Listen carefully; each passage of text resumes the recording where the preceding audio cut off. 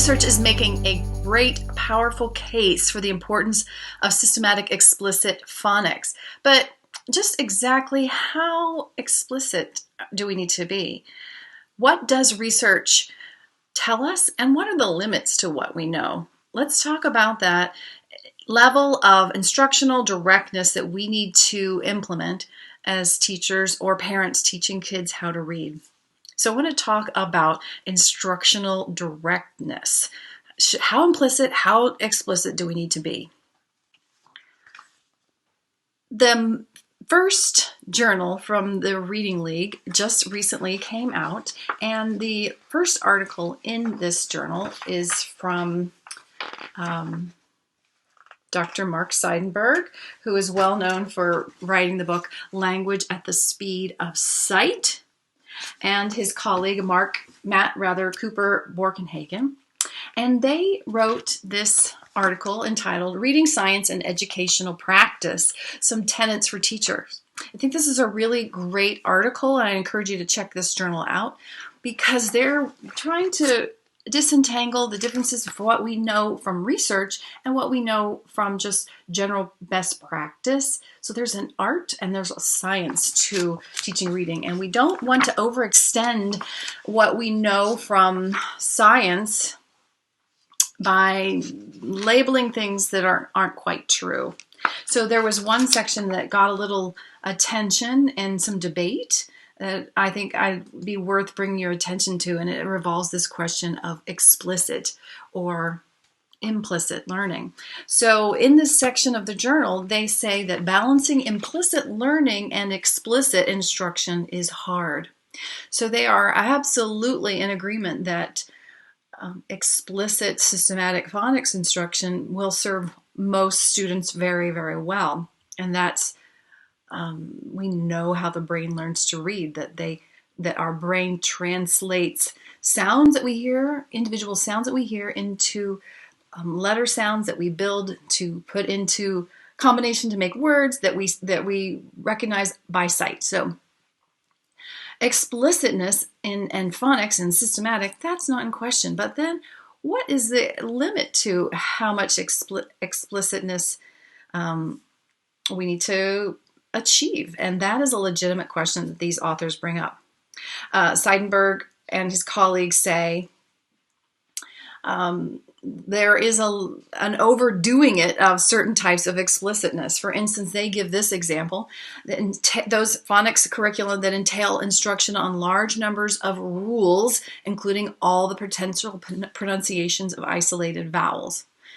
Here's a spelling lesson from a popular instructional program. They write, listen to this word, buzz. You need to double the final letter when you hear the Z at the end of, or the Z at the end of a one-syllable word right after a short vowel.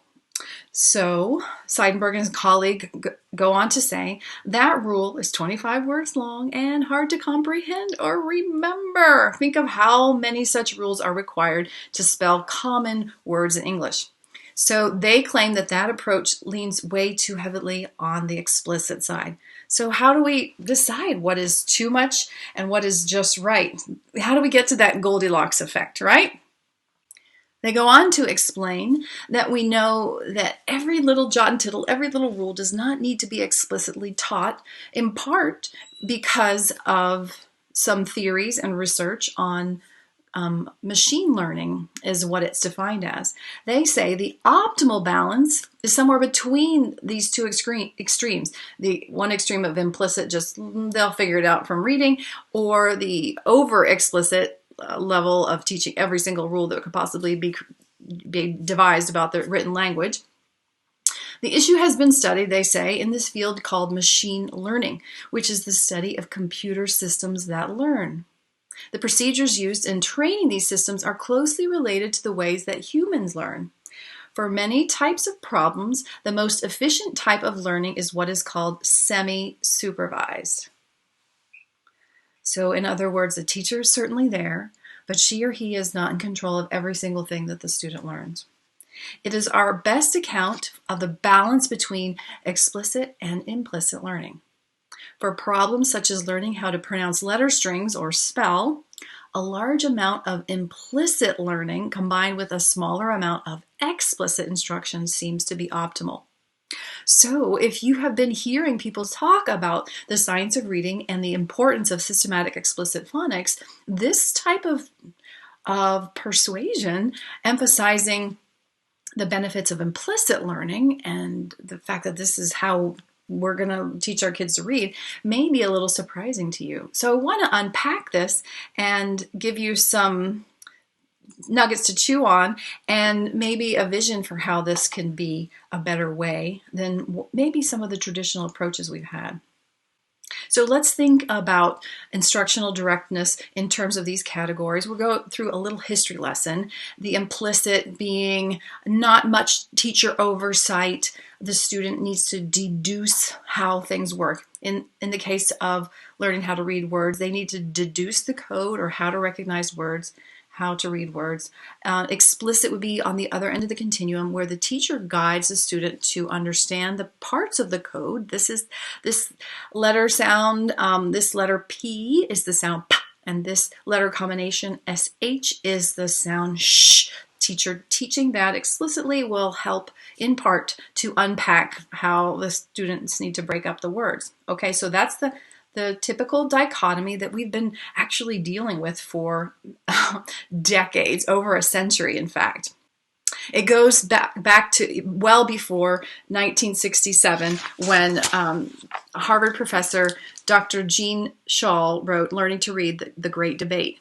In this book, she elucidates how these debates between implicit and explicit learning have been going on for a long time. But she comes to the conclusion after doing a very rigorous research synthesis, not just spouting her opinion, but analyzing all the studies, and she concludes that the implicit methods, where there's an emphasis on meaning and particularly whole word recognition, that fares pretty consistently in less well as compared to the code emphasis. So even as early as 1967, we had a research synthesis that code emphasis explicitly taught was going to give us better outcomes for students of all type, particularly students from lower SES backgrounds or with some challenges in learning. So these ideas have been around for a while, but we've still been debating this implicit and explicit. The amount of research has continued to grow, but whole language, even after Dr. Shaw wrote this book, whole language got a footing firmly in the implicit camp, that if we surrounded our students with great literature, they would derive how to recognize words, they would deduce the code, and they wouldn't need all of that low-level explicit instruction of phonics that was so considered to be so dull and boring. Well, the National Reading Panel came along, and this report in the US in 2000 gave a pretty overwhelming case that we really need to have explicit phonics. And so whole language took a bit of a beating, but then there was a modification. And so instead of swinging entirely over to explicit phonics instruction, there was generally a movement towards explicit, but not abandoning some of those roots of implicitness. And we came up with balanced literacy, where meaning is still taking a really big front stage, so to speak, for the beginning reader in early instruction, even though, again, we have had this marching on of research that indicates that explicitly showing kids how the code works is the better way. And so what would be on the other end of that continuum?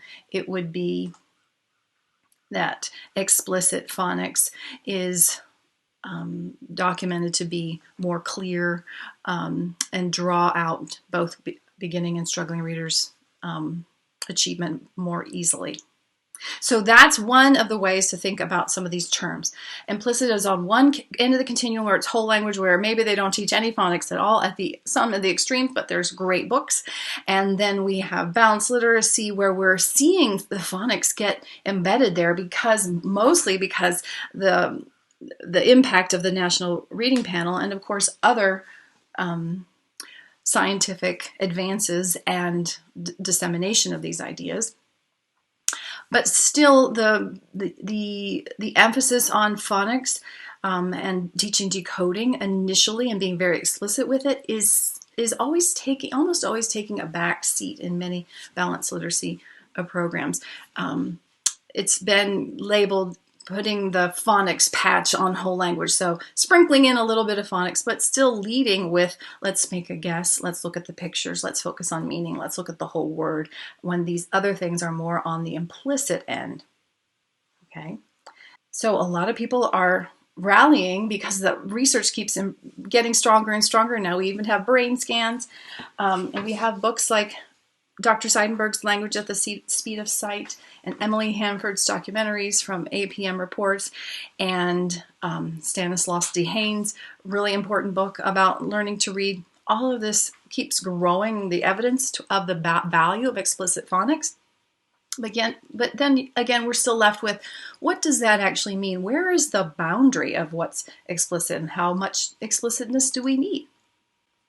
I would argue that what we need to avoid when we're rallying around the idea that we need to be explicit, yes, absolutely. Kids benefit when we show them how the code works and not ask them to figure it out. And we give them the tools for how it works, which mainly means learning the letter sounds, learning how to perceive the sounds in words, which is phonemic awareness, and learning it to a sophisticated level, which would be advanced phonemic awareness, and learning how to put these skills together in the context of print and reading a lot. Those things are uber important. But when we get all worked up about being explicit with this instruction, we want to make sure that we don't tip over into being exhaustive. Of course, I'm just making this term up, but it's to point to the tension that Seidenberg and Borkenhagen are making in the Reading League Journal, okay? So they're saying that we don't need to teach everything explicitly. And how can that be? So let's talk about how to tease apart what is explicit and what are the limits of it. So what I'm arguing for is avoiding the exhaustive end of the continuum, where every single thing that possibly could be covered in the written language is taught, and moving more towards a balance, so to speak, of definitely teaching explicit, but being in the sweet spot between what's needed and to facilitate the child's growth. And we have figured out a system for doing this here at Reading Simplified, where we're definitely explicitly teaching the code, and we're giving students the tools for how to attack unknown words, but we're also developing their own skill of deducing more and more of the code. And in fact, if you look at theory and research about how we learn to read, and some basic just sort of logic about all the words that we are going to learn if we become good readers, which I'll show you in a minute, then you'll see that we can't expect the teacher to be the one to explicitly teach every single iota about the written language and every little letter sound combination. So this is the sweet spot that we have reached here at the Reading Simplified system. Yes, being explicit, teaching sufficient phonics knowledge, sufficient phonemic awareness skills, and sufficient blending skills, reading practice for the student to be able to deduce more and more about the code and be successful on her own. And this, again, is what we're seeing from this quote in the Reading League Journal. They're saying the best account of the balance between explicit and implicit learning is that a large amount of implicit learning combined with smaller amounts of explicit instruction seems to be optimal. So what's important to realize here is absolutely research has given us a strong position, strong evidence that explicit instruction that's taught systematically to students will get the best outcomes for most readers. But the little nuances of every single instructional turn that we need to make as teachers has not been proven yet. There are many things yet left for us to discover, and we need to not argue about one phonics type of program versus another type of program based on, well, it's not explicit enough, because we have defined that we need explicitness, but we don't have proof about the degree of explicitness. And in fact, the theory of machine learning, and another important theory that I'll talk about in a minute, the self-teaching theory, they suggest that the most of the learning is implicit, which is what Seidenberg and his colleague are saying here. But so there's a balance. I know that's a dynamic word or a hot potato word in our field, but there is still very, very great value in that terminology, and we just need to, in fact, they use it there at the top of this quote, the optimal balance is somewhere between the two extremes of implicit and explicit. Perhaps we need to reclaim it and not have it mean just three queuing systems approach to teaching reading. So besides Seidenberg's machine learning, his computational statistical learning research, we also have the research that got a lot of momentum from David Scher starting in the 90s, mostly with this 1995 paper, Self-Teaching Theory. And he was saying, how is it that we're learning how that we get kids to learn independently, because there's such a great volume of words. He says, and this paper is a theoretical paper based on lots of research, neither contextual guessing nor direct instruction in and of themselves are likely to contribute substantially to printed word learning, which is the ability to translate printed words independently into their spoken equivalents. It assumes a central role in reading acquisition. In other words, there's going to be something more to that. According to his self-teaching hypothesis, each successful decoding encounter with an unfamiliar word provides an opportunity to acquire the word-specific orthographic or spelling information that is the foundation of skilled word recognition. That's what the self-teaching mechanism is, that the student has sufficient amount of information to get close to decoding the word, and then she deduces some of the things that she didn't know before to successfully read that word. Once she's decoded it, it may become orthographically mapped. It may become cemented as a unit, so to speak, and become what researchers call a sight word. Scher goes on to say, a relatively small number of successful exposures appear to be sufficient for acquiring orthographic representations, both for adult skilled readers and young children. In this way, his term phonological recoding or decoding acts as a self-teaching mechanism or built-in teacher, enabling a child to independently develop both word-specific and general orthographic knowledge. Although it may not be crucial in skilled word recognition, phonological recoding or decoding may be the principal means by which the reader attains word reading proficiency. In other words, it's the reader's practice of sitting there and reading that helps her learn more and more words. Not that the teacher told her every word, not that the teacher told her every letter sound combination.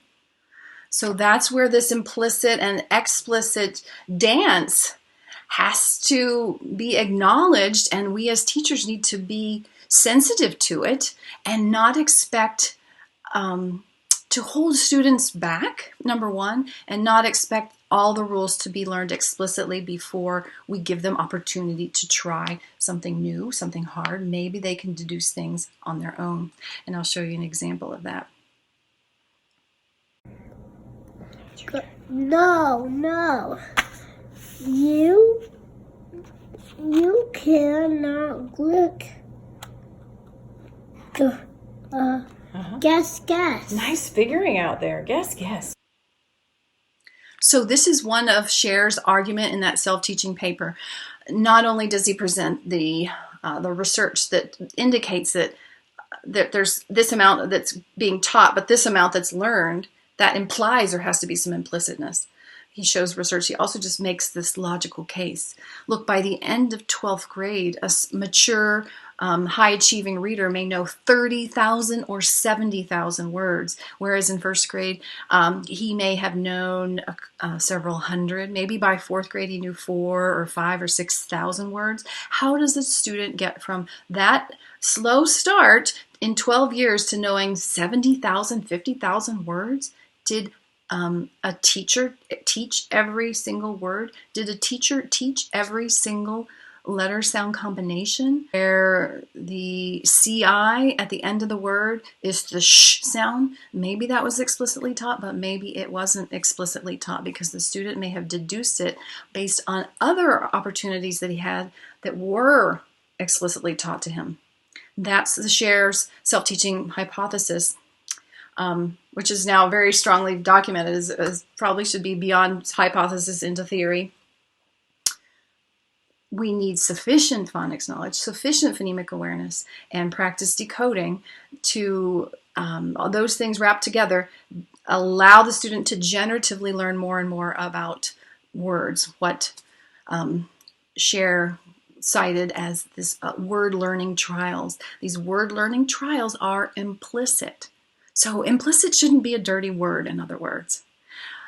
Explicitness is how this line gets ramping up.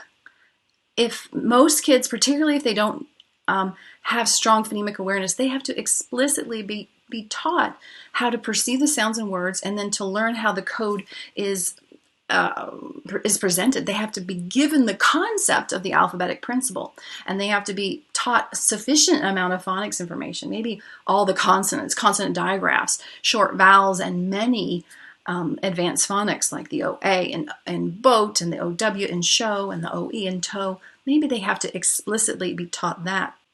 But do they have to be explicitly taught that the PT in pterodactyl is t? Maybe they figure it out based on all the other information they're bringing to the task at hand. So that's why I want you to grapple maybe a little more than you have before with this notion of explicit. There's some sort of sweet spot that's not all the way to the end of implicit. We know that that's not going to work for a lot of our students, particularly our students from low SES backgrounds, those who are English language learners, or those who may have difficulty learning to read. That ain't gonna work.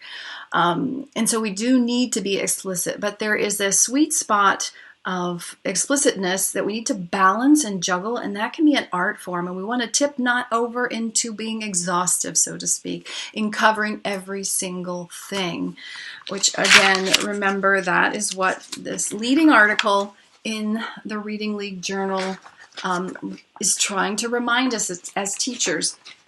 Balancing implicit learning and explicit instruction is hard, and it is probably something that we need to do now in this new decade and pick this apart more. Here at Reading Simplified, we feel like we found a pretty sweet spot. We don't find that kids need all of the rules and that they don't need to be taught every single letter sound combination. We give them sufficient amount of information, and we develop strong phonemic processing skills. We develop advanced phonemic awareness. When we do that with the activities that are always tied to words and print and meaning, then they start to do that generative word learning on their own. They do more and more implicit learning more rapidly. And so we are really pleased with the balance that we have found here with the Reading Simplified system. And I encourage you to give it a try. If you don't know about it already, you can go to readingsimplified.com/academy to learn more about how we deliver professional development, so you can learn this Reading Simplified system where we're streamlining it and kind of dumping out the stuff that's extraneous. We've figured out a pretty good balance, we think, between the extremes of completely implicit and the other extreme of exhaustive explicitness. System, it helps the teacher from being overwhelmed because there's clarity in what specifically needs to be taught, and it also accelerates students' reading achievement more rapidly. The activities that we use in the Reading Simplified system are very similar to the activities that are taught in the interventions that David Kilpatrick talks about in his Essentials of Assessing, Preventing, and Overcoming Reading Difficulties. At the end of his book, he talks about the interventions that get pretty dramatic results.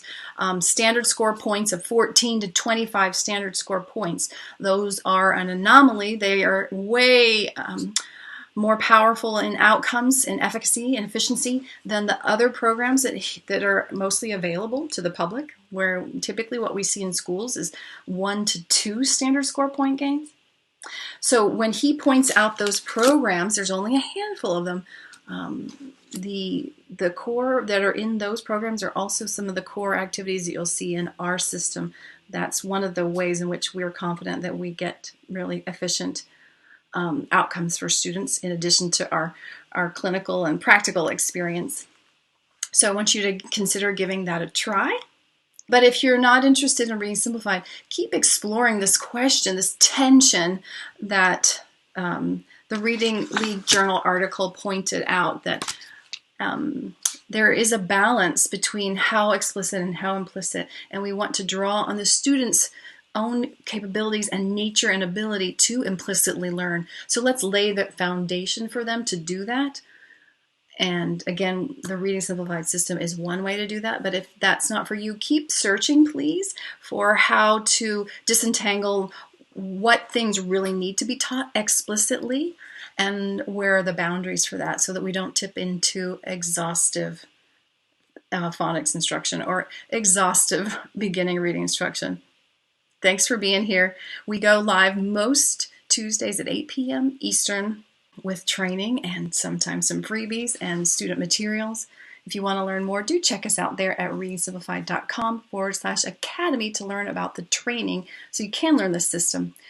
And here is to kicking out the exhaustive, both for the teacher's sanity and the student's acceleration. Would you like future complimentary trainings like this here at Reading Simplified? Then make sure you ring the bell here at YouTube to become a subscriber so that you learn more of our ways of streamlining instruction and accelerating students' reading achievement. And you can also find us on Facebook at Reading Simplified, usually on Tuesday nights, 8 p.m. Eastern Standard Time. We go live with other complimentary trainings, and we give away some freebies for teachers and parents. So I hope to see you here again next time on YouTube or even on Facebook. Take care.